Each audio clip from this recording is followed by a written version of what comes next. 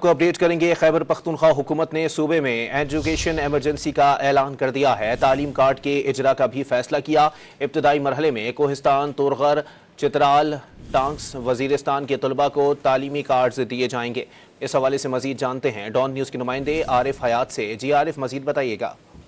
جی بالکل، یقیناً بہت بڑا فیصلہ ہے۔ خیبر پختونخوا حکومت کا صوبے میں ایجوکیشن ایمرجنسی کا اعلان کر دیا گیا، جس کے تحت تعلیمی کارڈ جو ہے تو وہ جاری کیا جائے گا۔ ابتدائی مرحلے میں 9 اضلاع میں تعلیمی کارڈ جو ہے تو وہ دیے جائیں گے۔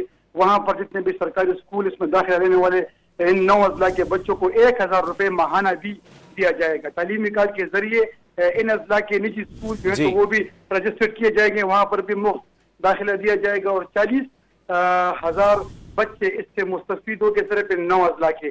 اس طرح جو باقی صوبہ ہے تو اس میں 6ٹھی جماعت سے لے کر 10ویں جماعت تک بچیوں کو ماہانہ 500 روپے دیے جائیں گے، اور ان تعلیمی وظائف پر سالانہ لاگت جو ہے تو 3.1 ارب روپے آئے گی، جس سے 5.5 لاکھ بچیاں مستفید ہوں گی۔ ٹھیک ہے، بہت شکریہ عارف حیات۔